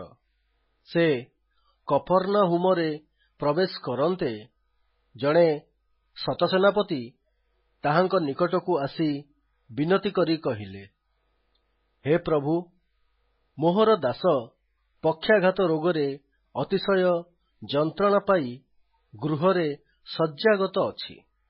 ସେ ତାହାକୁ କହିଲେ, ମୁଁ ଯାଇ ତାହାକୁ ଆରୋଗ୍ୟ କରିବି। କିନ୍ତୁ ଶତସେନାପତି ଉତ୍ତର ଦେଲେ, ପ୍ରଭୁ, ଆପଣ ଯେ ମୋ ଘରେ ପାଦ ପକାଇବେ, ମୁଁ ଏପରି ଯୋଗ୍ୟ ନୁହେଁ। କିନ୍ତୁ କେବଳ ପଦେ ଆଜ୍ଞା କରନ୍ତୁ, ମୋହର ଦାସ ସୁସ୍ଥ ହେବ। କାରଣ ମୁଁ ପରାଧୀନ ମନୁଷ୍ୟ ହେଲେ ସୁଦ୍ଧା ମୋହର ଅଧୀନରେ ସୈନ୍ୟମାନେ ଅଛନ୍ତି। ମୁଁ ଜଣକୁ ଯାଅ କହିଲେ ସେ ଯାଏ, ଅନ୍ୟକୁ ଆସ କହିଲେ ସେ ଆସେ, ପୁଣି ମୋହର ଦାସକୁ ଏହା କର କହିଲେ ସେ ତାହା କରେ। ଯୀଶୁ ଏହା ଶୁଣି ଚମତ୍କୃତ ହୋଇ ପଛରେ ଆସୁଥିବା ଲୋକମାନଙ୍କୁ କହିଲେ, ମୁଁ ତୁମ୍ଭମାନଙ୍କୁ ସତ୍ୟ କହୁଅଛି, ଇସ୍ରାଏଲ ମଧ୍ୟରେ କାହାରିଠାରେ ଏଡ଼େ ବଡ଼ ବିଶ୍ୱାସ ପାଇନାହିଁ। କିନ୍ତୁ ମୁଁ ତୁମ୍ଭମାନଙ୍କୁ କହୁଅଛି, ଅନେକେ ପୂର୍ବ ଓ ପଶ୍ଚିମରୁ ଆସି ଅବ୍ରାହମ, ଇସ୍ହାକ ଓ ଯାକୁବଙ୍କ ସହିତ ସ୍ୱର୍ଗ ରାଜ୍ୟରେ ଭୋଜନରେ ବସିବେ। ମାତ୍ର ରାଜ୍ୟର ସନ୍ତାନମାନେ ବାହାର ଅନ୍ଧକାରରେ ପକାଯିବେ। ସେଠାରେ ରୋଦନ ଓ ଦନ୍ତର କିଡ଼ିମିଡ଼ି ହେବ। ଆଉ ଯୀଶୁ ଶତସେନାପତିଙ୍କି କହିଲେ, ଯାଅ, ତୁମ୍ଭେ ଯେପରି ବିଶ୍ୱାସ କରିଅଛ, ତୁମ୍ଭ ପ୍ରତି ସେହିପରି ଘଟୁ। ସେହି ଦଣ୍ଡରେ ଦାସଟି ସୁସ୍ଥ ହେଲା। ପରେ ଯୀଶୁ ପିତରଙ୍କ ଗୃହକୁ ଆସି ତାଙ୍କ ଶାଶୁଙ୍କୁ ଜ୍ୱରରେ ଶଯ୍ୟାଗତା ଥିବା ଦେଖିଲେ। ସେଥିରେ ସେ ତାହାଙ୍କ ହସ୍ତ ସ୍ପର୍ଶ କଲେ, ଆଉ ତାହାଙ୍କୁ ଜ୍ୱର ଛାଡ଼ିଗଲା। ପୁଣି ସେ ଉଠି ତାହାଙ୍କର ସେବା କରିବାକୁ ଲାଗିଲେ। ସନ୍ଧ୍ୟା ହୁଅନ୍ତେ ଲୋକମାନେ ଅନେକ ଭୂତଗ୍ରସ୍ତ ଲୋକଙ୍କୁ ତାହାଙ୍କ ନିକଟକୁ ଆଣିଲେ। ସେଥିରେ ସେ କଥା ମାତ୍ରକେ ଭୂତଗୁଡ଼ାକୁ ଛଡ଼ାଇଲେ ଏବଂ ସମସ୍ତ ପୀଡ଼ିତ ଲୋକଙ୍କୁ ସୁସ୍ଥ କଲେ, ଯେପରି ଯିଶାୟ ଭାଓବାଦୀମାନଙ୍କ ଦ୍ୱାରା ଉକ୍ତ ଏହି ବାକ୍ୟ ସଫଳ ହୁଏ, ସେ ନିଜେ ଆମ୍ଭମାନଙ୍କର ଦୁର୍ବଳତା ସବୁ ଗ୍ରହଣ କଲେ ଓ ବ୍ୟାଧି ସବୁ ବହନ କଲେ। ଯୀଶୁ ଆପଣାର ଚାରିଆଡ଼େ ଲୋକସମୂହ ଦେଖି ଆରପାରିକି ଯିବା ପାଇଁ ଆଜ୍ଞା ଦେଲେ। ପୁଣି ଜଣେ ଶାସ୍ତ୍ରୀ ତାହାଙ୍କ ନିକଟକୁ ଆସି କହିଲେ, ହେ ଗୁରୁ, ଆପଣ ଯେକୌଣସି ସ୍ଥାନକୁ ଯିବେ, ମୁଁ ଆପଣଙ୍କ ଅନୁଗମନ କରିବି। ସେଥିରେ ଯୀଶୁ ତାହାଙ୍କୁ କହିଲେ, କୋକିଶିଆଳୀର ଗାତ ଅଛି, ଆକାଶ ପକ୍ଷୀର ବସା ଅଛି, ମାତ୍ର ମନୁଷ୍ୟପୁତ୍ରର ମୁଣ୍ଡ ଗୁଞ୍ଜିବାର ସ୍ଥାନ ନାହିଁ। ପୁଣି ଶିଷ୍ୟମାନଙ୍କ ମଧ୍ୟରୁ ଆଉ ଜଣେ ତାହାଙ୍କୁ କହିଲେ, ହେ ପ୍ରଭୁ, ପ୍ରଥମେ ଯାଇ ମୋହର ପିତାଙ୍କୁ ସମାଧି ଦେବା ନିମନ୍ତେ ମୋତେ ଅନୁମତି ଦିଅନ୍ତୁ। କିନ୍ତୁ ଯୀଶୁ ତାହାଙ୍କୁ କହିଲେ, ମୋହର ଅନୁଗମନ କର। ମୃତମାନଙ୍କୁ ଆପଣା ଆପଣା ମୃତ ଲୋକଙ୍କୁ ସମାଧି ଦେବା ପାଇଁ ଛାଡ଼ିଦିଅ। ସେ ନୌକାରେ ଚଢ଼ନ୍ତେ ତାହାଙ୍କର ଶିଷ୍ୟମାନେ ତାହାଙ୍କ ପଛେ ପଛେ ଗଲେ। ପୁଣି ଦେଖ, ସମୁଦ୍ରରେ ଏପରି ପ୍ରବଳ ଝଡ଼ ହେଲା ଯେ ତରଙ୍ଗରେ ନୌକାଟି ଆଚ୍ଛାଦିତ ହେବାକୁ ଲାଗିଲା। ମାତ୍ର ସେ ଶୟନ କରିଥିଲେ। ଆଉ ସେମାନେ ନିକଟକୁ ଆସି ତାହାଙ୍କୁ ଉଠାଇ କହିଲେ, ହେ ପ୍ରଭୁ, ରକ୍ଷା କରନ୍ତୁ, ଆମେ ମଲୁ। ସେ ସେମାନଙ୍କୁ କହିଲେ, ହେ ଅଳ୍ପ ବିଶ୍ୱାସୀମାନେ, ତୁମ୍ଭେମାନେ କାହିଁକି ଏଡ଼େ ଭୀରୁ? ସେତେବେଳେ ସେ ଉଠି ପବନ ଓ ସମୁଦ୍ରକୁ ଧମକ ଦେଲେ, ଆଉ ସବୁ ଧୀର ସ୍ଥିର ହେଲା। ସେଥିରେ ଲୋକମାନେ ଚମତ୍କୃତ ହୋଇ କହିଲେ, ଏ କିପରି ବ୍ୟକ୍ତି ଯେ ପବନ ଓ ସମୁଦ୍ର ଉଭୟ ଏହାଙ୍କ ଆଜ୍ଞା ମାନନ୍ତି? ପରେ ସେପାରିରେ ଗାଦରୀୟମାନଙ୍କ ଅଞ୍ଚଳରେ ସେ ଉପସ୍ଥିତ ହୁଅନ୍ତେ ଦୁଇଜଣ ଭୂତଗ୍ରସ୍ତ ସମାଧିସ୍ଥାନରୁ ବାହାରି ତାହାଙ୍କୁ ଭେଟିଲେ। ସେମାନେ ଏପରି ଦୁର୍ଦ୍ଦାନ୍ତ ଥିଲେ ଯେ ସେହି ବାଟ ଦେଇ କେହି ଯିବା ଆସିବା କରିପାରୁନଥିଲେ। ଆଉ ଦେଖ, ସେମାନେ ଚିତ୍କାର କରି କହିଲେ, ହେ ଈଶ୍ୱରଙ୍କ ପୁତ୍ର, ତୁମ୍ଭ ସାଙ୍ଗରେ ଆମ୍ଭମାନଙ୍କର କଣ ଅଛି? ସମୟ ନ ହେଉଣୁ ତୁମ୍ଭେ କି ଆମ୍ଭମାନଙ୍କୁ ଯନ୍ତ୍ରଣା ଦେବା ପାଇଁ ଏଠାକୁ ଆସିଲ? ଆଉ ସେମାନଙ୍କଠାରୁ ଦୂରରେ ଗୋଟିଏ ବଡ଼ ଘୁଷୁରି ପଲ ଚରୁଥିଲା। ସେଥିରେ ଭୂତଗୁଡ଼ାକ ତାହାଙ୍କୁ ବିନତି କରି କହିବାକୁ ଲାଗିଲେ, ଯେବେ ଆମ୍ଭମାନଙ୍କୁ ଛଡ଼ାଅ, ତେବେ ଘୁଷୁରି ପଲ ଭିତରକୁ ପଠାଇ ଦିଅ। ସେ ସେମାନଙ୍କୁ କହିଲେ, ଯାଅ। ସେଥିରେ ସେମାନେ ବାହାରି ଘୁଷୁରିଗୁଡ଼ାକ ଭିତରେ ପଶିଲେ। ଆଉ ଦେଖ, ପଲଯାକ ଅତି ବେଗରେ ଦୌଡ଼ି ଯାଇ ତୀଖ ସ୍ନାନ ଦେଇ ସମୁଦ୍ରରେ ପଡ଼ି ବୁଡ଼ି ମଲେ। ପୁଣି ଚରାଉଥିବା ଲୋକମାନେ ପଳାଇଗଲେ ଏବଂ ନଗରକୁ ଯାଇ ସମସ୍ତ ବୃତ୍ତାନ୍ତ ଓ ଭୂତଗ୍ରସ୍ତ ଲୋକଙ୍କ ପ୍ରତି ଯାହା ଯାହା ଘଟିଥିଲା ସେହି ସବୁ ଜଣାଇଲେ। ଆଉ ଦେଖ, ନଗରର ସମସ୍ତ ଲୋକ ଯୀଶୁଙ୍କ ସହିତ ସାକ୍ଷାତ କରିବା ପାଇଁ ବାହାରି ଆସିଲେ। ପୁଣି ତାହାଙ୍କୁ ଦେଖି ସେମାନଙ୍କ ସୀମାରୁ ପ୍ରସ୍ଥାନ କରିବାକୁ ବିନତି କଲେ।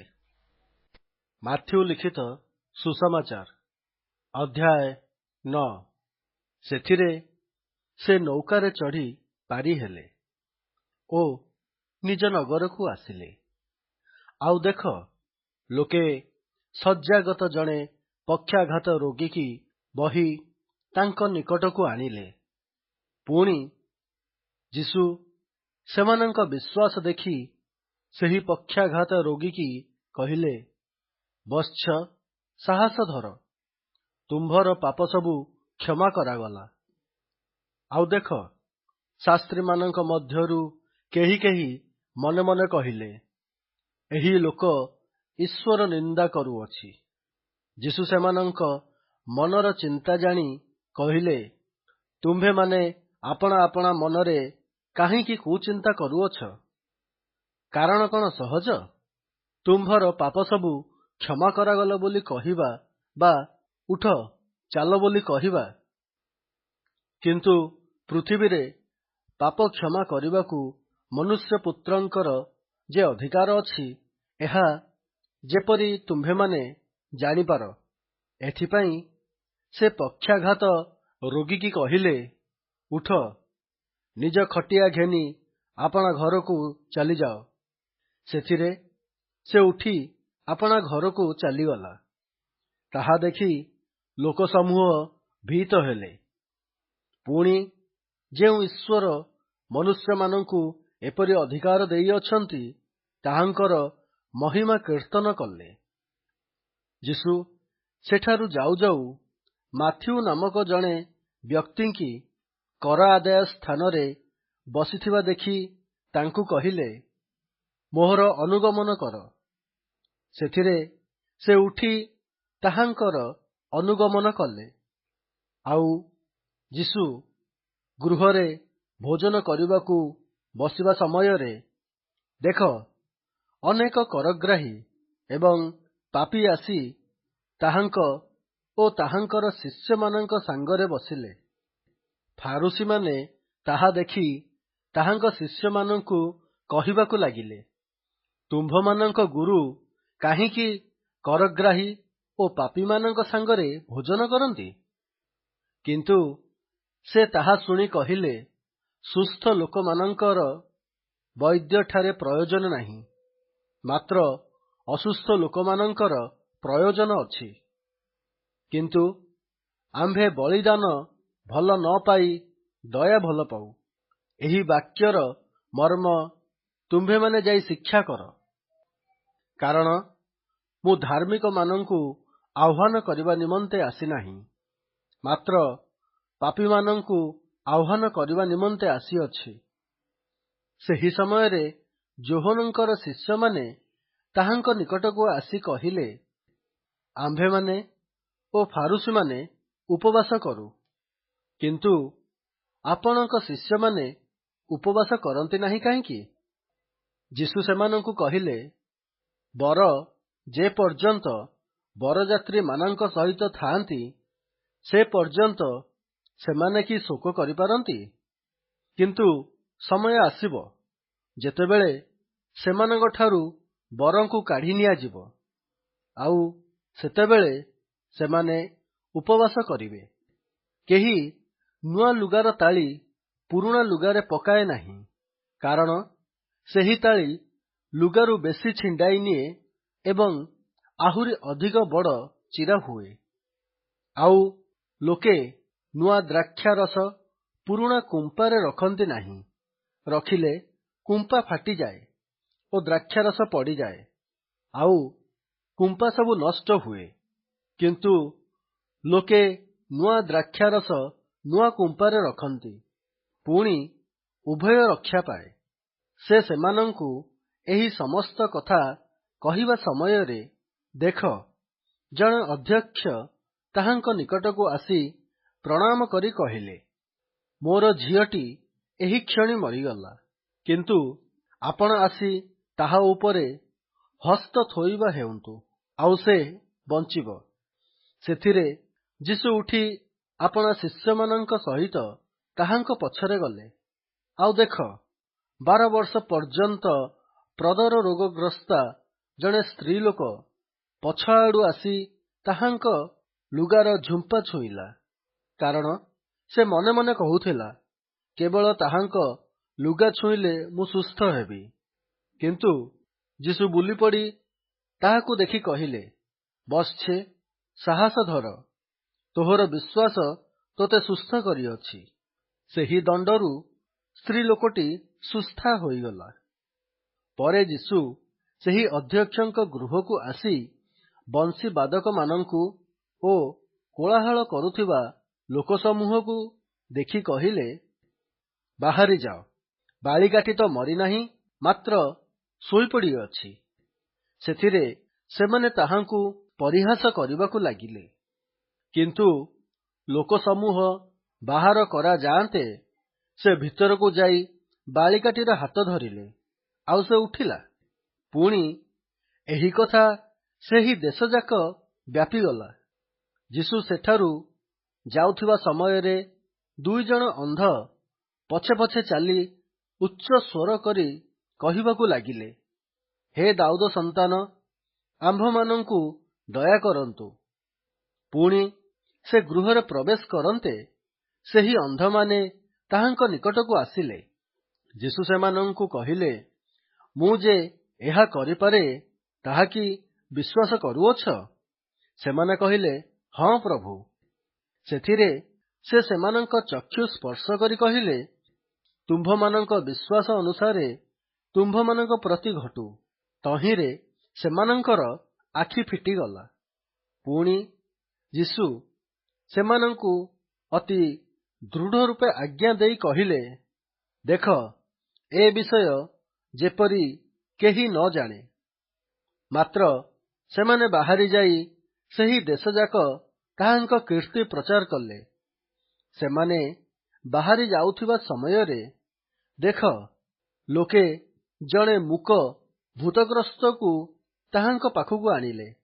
ପୁଣି ଭୂତ ଛଡ଼ା ଯାଆନ୍ତେ ସେହି ମୂକ କଥା କହିଲା। ସେଥିରେ ଲୋକସମୂହ ଚମତ୍କୃତ ହୋଇ କହିଲେ, ଇସ୍ରାଏଲ ମଧ୍ୟରେ ଏପରି କେବେହେଁ ଦେଖାଯାଇ ନାହିଁ। କିନ୍ତୁ ଫାରୁସୀମାନେ କହିଲେ, ସେ ଭୂତପତି ସାହାଯ୍ୟରେ ଭୂତ ଛଡ଼ାଉଅଛି। ଏଥି ଉତ୍ତାରେ ଯୀଶୁ ସେମାନଙ୍କ ସମାଜ ଗୃହ ସମ୍ମୁଖରେ ଶିକ୍ଷା ଦେଇ ରାଜ୍ୟର ସୁସମାଚାର ଘୋଷଣା କରି ଏବଂ ସମସ୍ତ ପ୍ରକାର ରୋଗ ଓ ସମସ୍ତ ପ୍ରକାର ପୀଡ଼ା ସୁସ୍ଥ କରି ସମୁଦାୟ ନଗର ପୁଣି ଗ୍ରାମଗୁଡ଼ିକରେ ଭ୍ରମଣ କରିବାକୁ ଲାଗିଲେ। ଆଉ ଲୋକସମୂହକୁ ଦେଖି ସେମାନଙ୍କ ପ୍ରତି ସେ ଦୟାରେ ବିଗଳିତ ହେଲେ, କାରଣ ସେମାନେ ଅରକ୍ଷକ ମେଷ ପରି ଦୁର୍ଦ୍ଦଶାଗ୍ରସ୍ତ ଓ ଛିନ୍ନ ଭିନ୍ନ ଥିଲେ। ସେତେବେଳେ ସେ ଆପଣା ଶିଷ୍ୟମାନଙ୍କୁ କହିଲେ, ଶସ୍ୟ ସିନା ପ୍ରଚୁର, ମାତ୍ର କାର୍ଯ୍ୟକାରୀମାନେ ଅଳ୍ପ। ଏଣୁ ଆପଣା ଶସ୍ୟ କ୍ଷେତ୍ରକୁ କାର୍ଯ୍ୟକାରୀମାନଙ୍କୁ ପଠାଇଦେବା ନିମନ୍ତେ ଶସ୍ୟ କ୍ଷେତ୍ରର କର୍ତ୍ତାଙ୍କ ନିକଟରେ ନିବେଦନ କର। ମାଥ୍ୟୁ ଲିଖିତ ସୁସମାଚାର ଅଧ୍ୟାୟ 10। ଇତିମଧ୍ୟରେ ସେ ଆପଣା 12 ଶିଷ୍ୟଙ୍କୁ ନିକଟକୁ ଡାକି ସେମାନଙ୍କୁ ଅଶୁଚି ଆତ୍ମାଗୁଡ଼ାକ ଛଡ଼ାଇବା ନିମନ୍ତେ ସେମାନଙ୍କ ଉପରେ ଅଧିକାର ଦେଲେ। ପୁଣି ସମସ୍ତ ପ୍ରକାର ରୋଗ ଓ ସମସ୍ତ ପ୍ରକାର ପୀଡ଼ା ସୁସ୍ଥ କରିବା ନିମନ୍ତେ ଅଧିକାର ଦେଲେ। ସେହି 12 ପ୍ରେରିତଙ୍କ ନାମ ଏହି: ପ୍ରଥମରେ ସିମୋନ, ଯାହାଙ୍କୁ ପିତର ବୋଲି କହନ୍ତି, ଆଉ ତାଙ୍କ ଭ୍ରାତା ଆନ୍ଦ୍ରିୟ, ଜେଦବୀଙ୍କ ପୁତ୍ର ଯାକୁବ ଓ ତାଙ୍କ ଭ୍ରାତା ଯୋହନ, ଫିଲିପ ଓ ବାର୍ଥୋଲୋମି, ଥୋମା ଓ କରଗ୍ରାହୀ ମାଥିଉ, ଆଲଫିଙ୍କ ପୁତ୍ର ଯାକୁବ ଓ ଜବ୍ଦିୟ, କିଣାନୀୟ ସିମୋନ ଓ ଇସ୍କାରିଓତୀୟ ଯିହୁଦା, ଯେ ଯୀଶୁଙ୍କୁ ଶତ୍ରୁ ହସ୍ତରେ ସମର୍ପଣ କଲା। ଯୀଶୁ ସେହି 12 ଜଣଙ୍କୁ ପ୍ରେରଣ କରି ସେମାନଙ୍କୁ ଆଜ୍ଞା ଦେଇ କହିଲେ, ବିଜାତିମାନଙ୍କ ନିକଟକୁ ଯାଅ ନାହିଁ ଏବଂ ସମୀରଣୀୟମାନଙ୍କର କୌଣସି ନଗରରେ ପ୍ରବେଶ କର ନାହିଁ, ବରଂ ଇସ୍ରାଏଲ ବଂଶର ହଜିଯାଇଥିବା ମେଷମାନଙ୍କ ପାଖକୁ ଯାଅ। ପୁଣି ଯାଉ ଯାଉ ସ୍ୱର୍ଗରାଜ୍ୟ ସନ୍ନିକଟ, ଏହି କଥା କହି ଘୋଷଣା କର। ପୀଡ଼ିତମାନଙ୍କୁ ସୁସ୍ଥ କର, ମୃତମାନଙ୍କୁ ଉଠାଅ, କୁଷ୍ଠୀମାନଙ୍କୁ ଶୁଚି କର, ଭୂତମାନଙ୍କୁ ଛଡ଼ାଅ, ତୁମ୍ଭେମାନେ ବିନା ମୂଲ୍ୟରେ ପାଇଅଛ, ବିନା ମୂଲ୍ୟରେ ଦାନ କର। ତୁମ୍ଭମାନଙ୍କ ଗାଞ୍ଜିଆରେ ସୁନା କି ରୂପା କି ତମ୍ବା ଆଉ ଯାତ୍ରା ନିମନ୍ତେ ଝୋଲି କିମ୍ବା 2ଟି ଅଙ୍ଗରଖା ଅବା ଜୋତା କିମ୍ବା ବାଡ଼ି ଆୟୋଜନ କର ନାହିଁ, କାରଣ କାର୍ଯ୍ୟକାରୀ ଆପଣା ଆହାରର ଯୋଗ୍ୟ। ଆଉ ତୁମ୍ଭେମାନେ ଯେକୌଣସି ନଗରରେ କି ଗ୍ରାମରେ ପ୍ରବେଶ କରିବ, ସେଠାରେ କେଉଁ ଲୋକ ଯୋଗ୍ୟ ତାହା ଅନୁସନ୍ଧାନ କର। ପୁଣି ପ୍ରସ୍ଥାନ ନ କରିବା ପର୍ଯ୍ୟନ୍ତ ସେଠାରେ ରୁହ। ଆଉ ଗୃହରେ ପ୍ରବେଶ କରିବା ସମୟରେ ତାହାକୁ କଲ୍ୟାଣ କର। ସେହି ଗୃହ ଯେବେ ଯୋଗ୍ୟ, ତେବେ ତାହା ପ୍ରତି ତୁମ୍ଭମାନଙ୍କ ଶାନ୍ତି ବର୍ତ୍ତୁ। କିନ୍ତୁ ତାହା ଯଦି ଯୋଗ୍ୟ ନୁହେଁ, ତାହାହେଲେ ତୁମ୍ଭମାନଙ୍କ ଶାନ୍ତି ତୁମ୍ଭମାନଙ୍କ ନିକଟକୁ ବାହୁଡ଼ି ଆସୁ। ପୁଣି ଯେ କେହି ତୁମ୍ଭମାନଙ୍କୁ ଗ୍ରହଣ କରିବ ନାହିଁ ଅବା ତୁମ୍ଭମାନଙ୍କ କଥା ଶୁଣିବ ନାହିଁ, ସେହି ଗୃହରୁ କିମ୍ବା ସେହି ନଗରରୁ ବାହାରିଯିବା ବେଳେ ତୁମ୍ଭମାନଙ୍କ ପାଦଧୂଳି ଝାଡ଼ିଦିଅ। ମୁଁ ତୁମ୍ଭମାନଙ୍କୁ ସତ୍ୟ କହୁଅଛି, ବିଚାର ଦିନରେ ସେହି ନଗରର ଦଶା ଅପେକ୍ଷା ସଦୋମ ଓ ହମୋଗ ଦେଶର ଦଶା ସହନୀୟ ହେବ।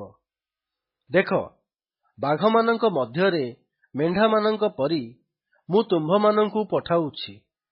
ଅତଏବ ସର୍ପ ପରି ବୁଦ୍ଧିମାନ ଓ କପୋତ ପରି ଅହିଂସକ ହୁଅ। ମାତ୍ର ମନୁଷ୍ୟମାନଙ୍କଠାରୁ ସାବଧାନ ହୋଇଥାଅ, କାରଣ ସେମାନେ ତୁମ୍ଭମାନଙ୍କୁ ବିଚାର ସଭାମାନଙ୍କରେ ସମର୍ପଣ କରିବେ ଓ ସେମାନଙ୍କ ସମାଜ ଗୃହ ସମୂହରେ କୋରଡ଼ା ମାରିବେ। ପୁଣି ତୁମ୍ଭେମାନେ ମୋ ସକାଶେ ଶାସନକର୍ତ୍ତା ଓ ରାଜାମାନଙ୍କ ଛାମୁକୁ ଅଣାଯିବ। ତାହା ସେମାନଙ୍କ ଓ ବିଜେତାମାନଙ୍କ ପ୍ରତି ସାକ୍ଷ୍ୟ ସ୍ୱରୂପ ହେବ।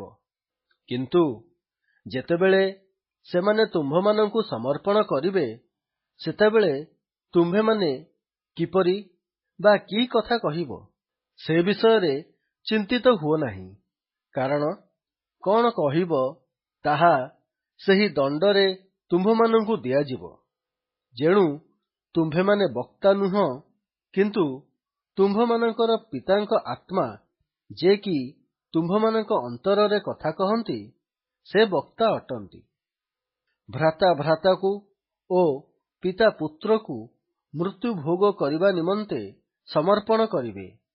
ପୁଣି ସନ୍ତାନମାନେ ପିତାମାତାଙ୍କ ବିରୁଦ୍ଧରେ ଉଠି ସେମାନଙ୍କୁ ବଧ କରିବେ। ଆଉ ମୋହର ନାମ ସକାଶେ ତୁମ୍ଭେମାନେ ସମସ୍ତଙ୍କ ଦ୍ୱାରା ଘୃଣିତ ହେବ। ମାତ୍ର ଯେ ଶେଷ ସମୟ ପର୍ଯ୍ୟନ୍ତ ଧୈର୍ଯ୍ୟ ଧରି ରହିବ, ସେ ପରିତ୍ରାଣ ପାଇବ। କିନ୍ତୁ ସେମାନେ ଯେତେବେଳେ ତୁମ୍ଭମାନଙ୍କୁ ଏକ ନଗରରେ ତାଡ଼ନା କରିବେ, ସେତେବେଳେ ଅନ୍ୟ ନଗରକୁ ପଳାଇଯାଅ। କାରଣ ମୁଁ ତୁମ୍ଭମାନଙ୍କୁ ସତ୍ୟ କହୁଅଛି, ଇସ୍ରାଏଲ ନଗରଗୁଡ଼ିକରେ ତୁମ୍ଭମାନଙ୍କ ଭ୍ରମଣ ଶେଷ ନ ହେବା ପୂର୍ବରୁ ମନୁଷ୍ୟପୁତ୍ର ଆଗମନ କରିବେ। ଶିଷ୍ୟ ଗୁରୁଠାରୁ କିମ୍ବା ଦାସ କର୍ତ୍ତାଠାରୁ ଶ୍ରେଷ୍ଠ ନୁହେଁ। ଶିଷ୍ୟ ଆପଣା ଗୁରୁ ଓ ଦାସ ଆପଣା କର୍ତ୍ତା ତୁଲ୍ୟ ହେଲେ ସେମାନଙ୍କ ପକ୍ଷରେ ଯଥେଷ୍ଟ। ସେମାନେ ଯେବେ ଗୃହକର୍ତ୍ତାଙ୍କୁ ବାଆଲ ଜିବୁଲ ବୋଲି କହିଅଛନ୍ତି, ତେବେ ତାହାଙ୍କର ପରିଜନଙ୍କୁ ତ ଆହୁରି ଅଧିକ କହିବେ। ଅତଏବ ସେମାନଙ୍କୁ ଭୟ କର ନାହିଁ, କାରଣ ଯାହା ପ୍ରକାଶିତ ନ ହେବ, ଏପରି ଆଚ୍ଛାଦିତ କିଛି ନାହିଁ। ଆଉ ଯାହା ଜଣା ନ ଯିବ, ଏପରି ଗୁପ୍ତ କିଛି ନାହିଁ। ମୁଁ ତୁମ୍ଭମାନଙ୍କୁ ଯାହା ଅନ୍ଧକାରରେ କହେ, ତାହା ଆଲୋକରେ କୁହ। ପୁଣି ଯାହା ତୁମ୍ଭେମାନେ ଗୋପନରେ ଶୁଣ, ତାହା ଘର ଛାତ ଉପରେ ଘୋଷଣା କର। ଆଉ ଯେଉଁମାନେ ଶରୀରକୁ ବଧ କରନ୍ତି, କିନ୍ତୁ ଆତ୍ମାକୁ ବଧ କରିପାରନ୍ତି ନାହିଁ, ସେମାନଙ୍କୁ ଭୟ କର ନାହିଁ, ବରଂ ଯେ ଶରୀର ଓ ଆତ୍ମା ଉଭୟକୁ ନରକରେ ବିନିଷ୍ଟ କରିପାରନ୍ତି ତାହାଙ୍କୁ ହିଁ ଭୟ କର। ଦୁଇଟି ଘରଚଟିଆ କଣ ଗୋଟିଏ ପଇସାରେ ବିକାଯାଆନ୍ତି ନାହିଁ? ଆଉ ତୁମ୍ଭମାନଙ୍କ ପିତାଙ୍କର ଅନୁମତି ବିନା ସେମାନଙ୍କ ମଧ୍ୟରୁ ଗୋଟିଏ ହେଲେ ତଳେ ପଡ଼େ ନାହିଁ। କିନ୍ତୁ ତୁମ୍ଭମାନଙ୍କ ମସ୍ତକର ସମସ୍ତ କେଶ ହିଁ ଗଣାଯାଇଅଛି। ଏଣୁ ଭୟ କର ନାହିଁ। ତୁମ୍ଭେମାନେ ଅନେକ ଘରଚଟିଆ ଠାରୁ ଶ୍ରେଷ୍ଠ। ଆଉ ଯେ କେହି ଲୋକଙ୍କ ସାକ୍ଷାତରେ ମୋତେ ସ୍ୱୀକାର କରିବ, ମୁଁ ମଧ୍ୟ ମୋହର ସ୍ୱର୍ଗସ୍ଥ ପିତାଙ୍କ ସାକ୍ଷାତରେ ତାହାକୁ ସ୍ୱୀକାର କରିବି। ମାତ୍ର ଯେ କେହି ଲୋକଙ୍କ ସାକ୍ଷାତରେ ମୋତେ ଅସ୍ୱୀକାର କରିବ, ମୁଁ ମଧ୍ୟ ମୋହର ସ୍ୱର୍ଗସ୍ଥ ପିତାଙ୍କ ସାକ୍ଷାତରେ ତାହାକୁ ଅସ୍ୱୀକାର କରିବି। ମୁଁ ଯେ ପୃଥିବୀରେ ଶାନ୍ତି ଦେବାକୁ ଆସିଅଛି, ଏହା ମନେ କର ନାହିଁ। ଶାନ୍ତି ଦେବାକୁ ନ ଆସି ବରଂ ଖଡ୍ଗ ଦେବାକୁ ଆସିଅଛି। କାରଣ ମୁଁ ପିତା ସହିତ ପୁତ୍ରର ଓ ମାତା ସହିତ କନ୍ୟାର, ପୁଣି ଶାଶୁ ସହିତ ବୋହୂର ବିରୋଧ ଘଟାଇବାକୁ ଆସିଅଛି। ଆଉ ମନୁଷ୍ୟର ନିଜ ପରିଜନ ହିଁ ତାହାର ଶତ୍ରୁ ହେବେ। ଯେ ପିତା କି ମାତାକୁ ମୋଠାରୁ ଅଧିକ ପ୍ରିୟଜ୍ଞାନ କରେ, ସେ ମୋହର ଯୋଗ୍ୟ ନୁହେଁ। ପୁଣି ଯେ ପୁତ୍ର କି କନ୍ୟାକୁ ମୋଠାରୁ ଅଧିକ ସ୍ନେହ କରେ, ସେ ମୋହର ଯୋଗ୍ୟ ନୁହେଁ। ଆଉ ଯେ ଆପଣା କ୍ରୁଶ ନେଇ ମୋହର ଅନୁଗମନ ନ କରେ, ସେ ମୋହର ଯୋଗ୍ୟ ନୁହେଁ। ଯେ ଆପଣା ଜୀବନ ବଞ୍ଚାଏ, ସେ ତାହା ହରାଇବ। ଆଉ ଯେ ମୋ ନିମନ୍ତେ ଆପଣା ଜୀବନ ହରାଏ, ସେ ତାହା ବଞ୍ଚାଇବ। ଯେ ତୁମ୍ଭମାନଙ୍କୁ ଗ୍ରହଣ କରେ, ସେ ମୋତେ ଗ୍ରହଣ କରେ। ଆଉ ଯେ ମୋତେ ଗ୍ରହଣ କରେ, ସେ ମୋହର ପ୍ରେରଣକର୍ତ୍ତାଙ୍କୁ ଗ୍ରହଣ କରେ। ଯେ ଭାବବାଦୀଙ୍କି ଭାବବାଦୀ ବୋଲି ଗ୍ରହଣ କରେ, ସେ ଭାବବାଦୀଙ୍କ ପୁରସ୍କାର ପାଇବ। ଆଉ ଯେ ଧାର୍ମିକ ବ୍ୟକ୍ତିଙ୍କି ଧାର୍ମିକ ବୋଲି ଗ୍ରହଣ କରେ, ସେ ଧାର୍ମିକ ବ୍ୟକ୍ତିଙ୍କ ପୁରସ୍କାର ପାଇବ। ପୁଣି ଯେ କେହି ଏହି କ୍ଷୁଦ୍ରମାନଙ୍କ ମଧ୍ୟରୁ ଜଣଙ୍କୁ ମୋହର ଶିଷ୍ୟ ବୋଲି କେବଳ ଗିନାଏ ଥଣ୍ଡା ପାଣି ପିଇବାକୁ ଦେବ, ମୁଁ ତୁମ୍ଭମାନଙ୍କୁ ସତ୍ୟ କହୁଅଛି, ସେ କୌଣସି ପ୍ରକାରେ ଆପଣା ପୁରସ୍କାର ହରାଇବ ନାହିଁ।